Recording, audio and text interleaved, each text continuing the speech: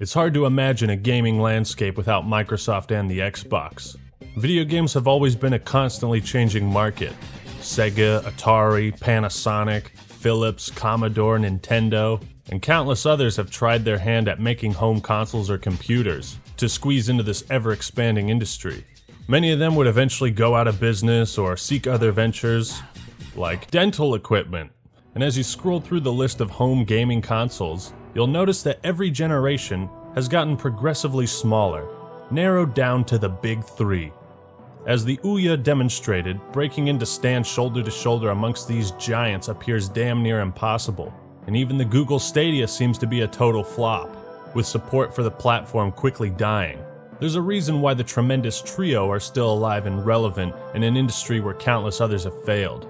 Of course it helps that Nintendo, Sony, and Microsoft are all massive corporations with other means of income and billions of dollars to their name. Well, let's boil down their video game market to a super basic description. PlayStation is good at nothing because it's not an Xbox and sucks.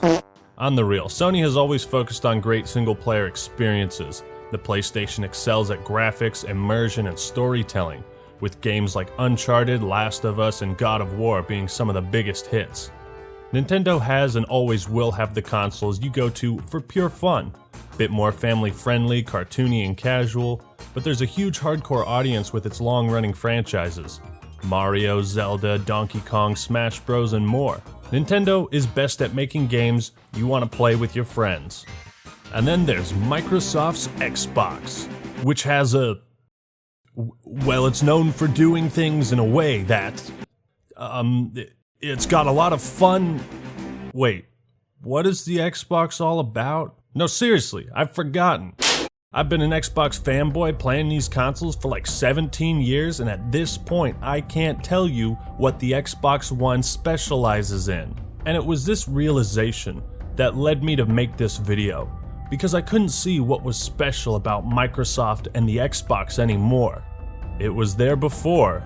Oh, of that I am sure. So what happened to the Xbox? Why is the console not making waves like it used to? Where did all the exclusives go? I'm here to discuss what the Xbox used to do, why people loved it, how the console lost its identity, and how it can reclaim it. I'm here to tell you about the decline of the Xbox. So in order to find out where things went wrong, we need to look back at how it began.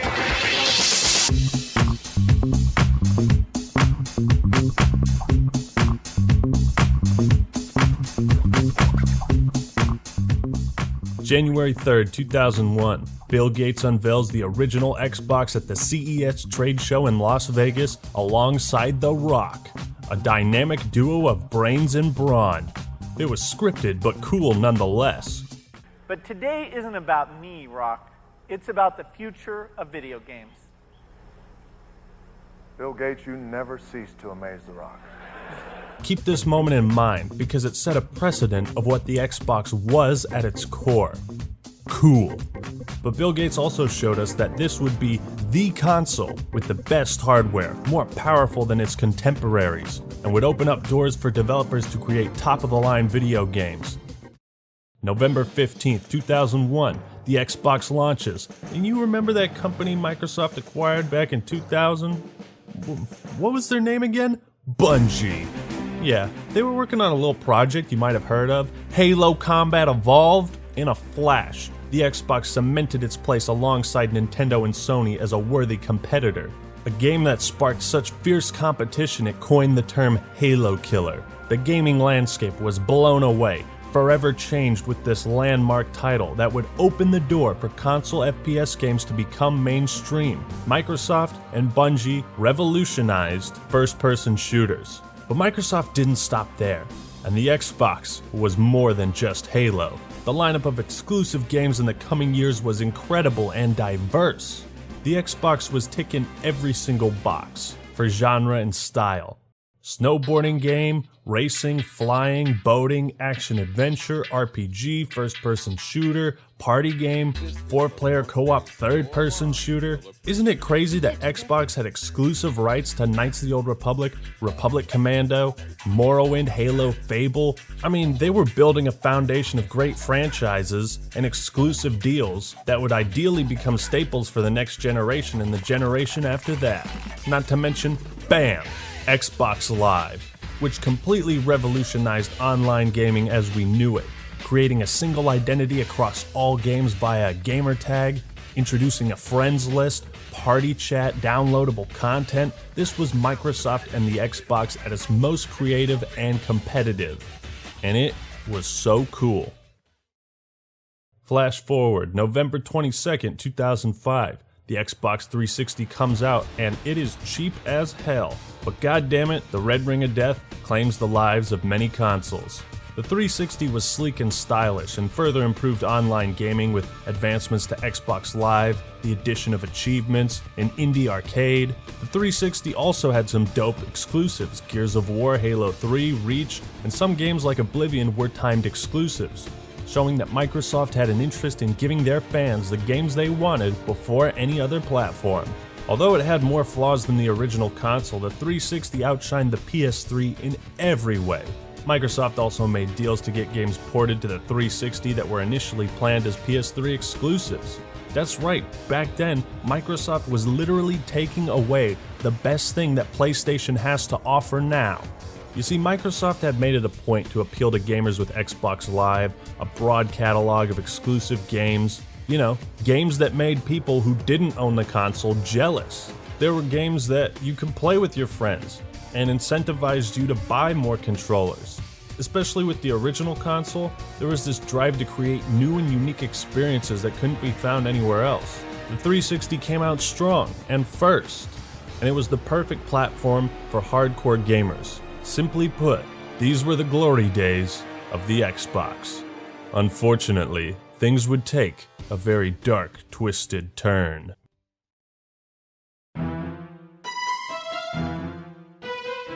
Introducing Xbox One. If you cannot bring your big guns, if you cannot bring the good stuff to your reveal, don't do the reveal! I have so many pieces of paper here with highlighting on what Microsoft is fucking up. This is an enormous amount of paper. Yes. No one's gonna be called Xbox One because you're not gonna have any friends because the only person you're gonna be talking to is that damn Xbox. Do you want a set-top box or do you want a game machine? No use games! No trading games! Who the fuck wants to? No lending games on the new Xbox! PlayStation 4 won't impose any new restrictions on the use of PS4 gamers. Sony had spent 7 years trying to catch up to the Xbox 360, and in a matter of days, Microsoft gave them the keys to the city, sucked their dick, covered their shift at work, and sold more PS4s than Sony ever would have. Xbox wasn't cool anymore. A console that shuts off if you don't connect to the internet in 24 hours? Yes, the same company that pioneered online gaming now wants to restrict it. Mandatory Connect. Extra $100 added to the price tag. No video game rentals, loaning, borrowing, reselling. You can only give a game to a friend if they've been on your friends list for 30 days. No backwards compatibility with the 360. A game console reveal focused almost entirely on television and phone apps. They even had fake applause there, like what the fuck?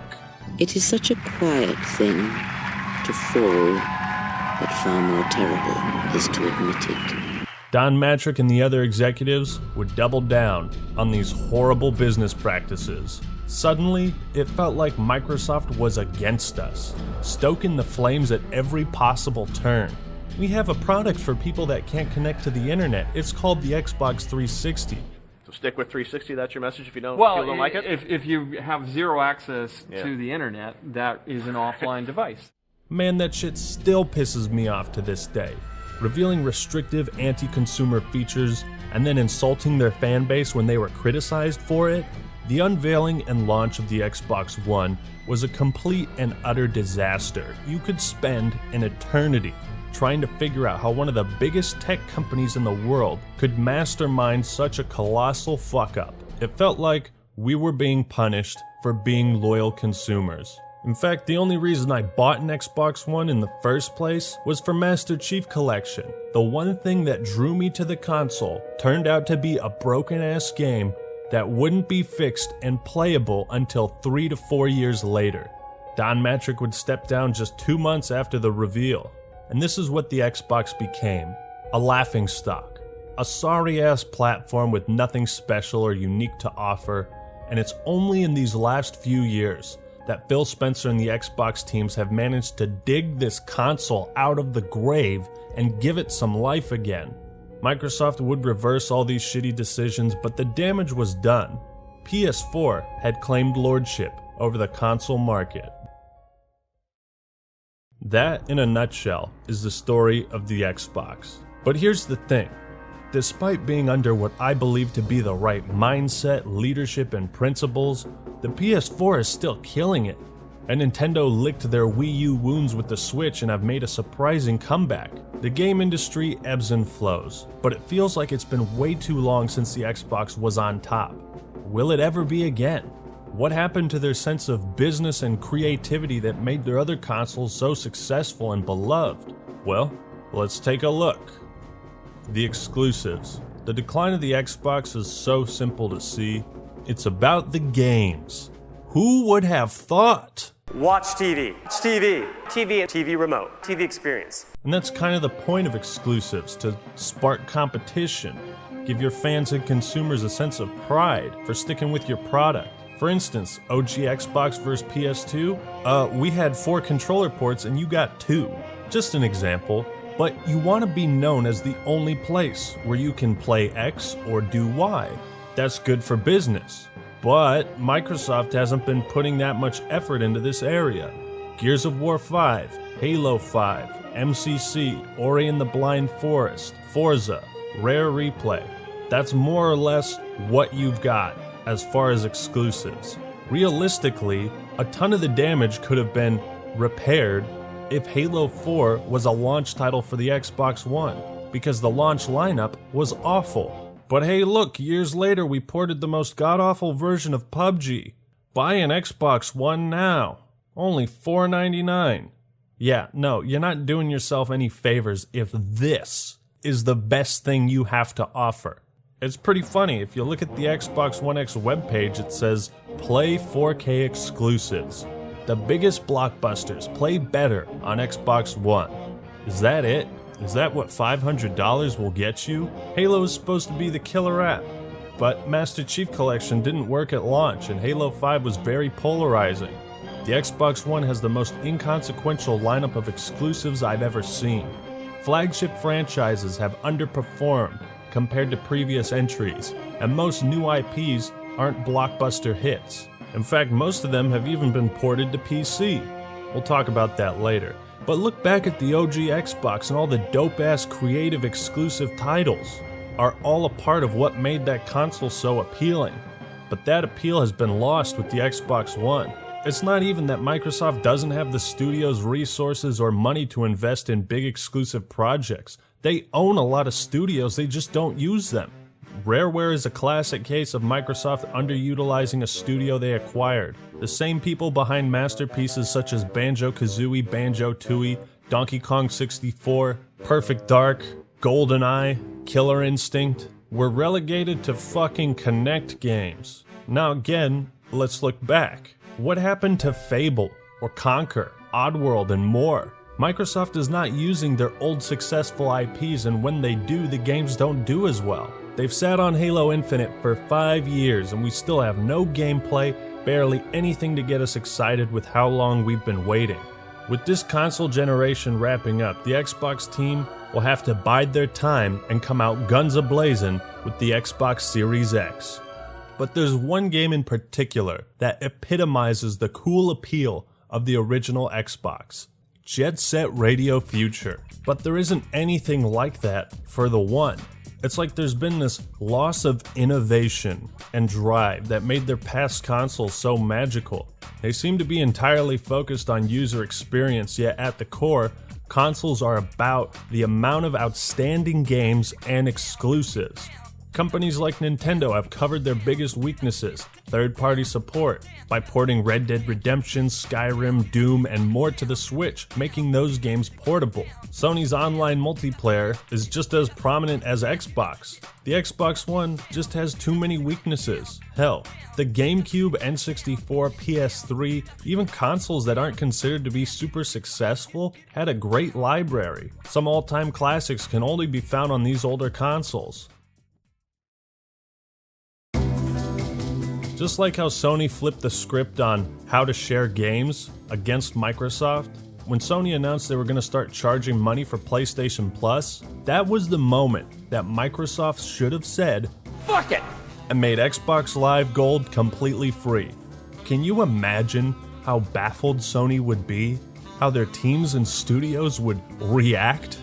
Do you know how much good press Microsoft would get for that? It would have given them a huge edge. Because let's face it, they really don't need money from Xbox Live. Looking at the big picture, they made $20 billion more than Sony in 2017. So in terms of revenue, this is a corner that could have been cut. I know why it wasn't, and I understand that my business sense is not as good as a board of directors filled with crack commandos, but come on. The Xbox is and never has been popular in Japan. It started with the godforsaken Duke controller, but it amazes me that Microsoft has made little to no effort to specifically appeal to this demographic. It's so bad that in a 1-week period, during June 14th, 2015, there were just 100 sales of the Xbox One in Japan. In that same time span, the Wii U sold 16,413 consoles. The Wii U.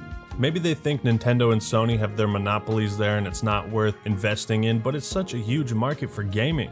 Get some more Japanese development teams and start making exclusive games that appeal to those people. What happened to Bill Gates? Look, I know he was more or less just an ambassador, and maybe he doesn't have much say over what the Xbox team is doing nowadays, but come on. Having Bill Gates walk into Best Buy with an escort of guards and selling the first copy of Halo 3 was the coolest thing in the world. Bill Gates is a nerd, like we are, and having him be a part of things was magical. We got Phil Spencer and Major Nelson, and those guys are awesome, but I miss Billy G. While Phil Spencer has done fantastic work on making the Xbox One relevant and user-friendly, in a nutshell, that's its biggest offering. Xbox Game Pass. Over 100 games for $10 a month. Pretty good deal. Continued support of achievements, great user interface, friends list, Xbox Companion app, activity feed, game DVR, posting and recording clips, group chats, crossplay, faster update and download times than PS4, backwards compatibility with hundreds of 360 games. Microsoft is doing incredible things with the console to give gamers the experience that they want, but these are all things that, to me, are icing on the cake. We have a lot of icing, just not much cake. They seem to be completely disinterested in securing any timed exclusives.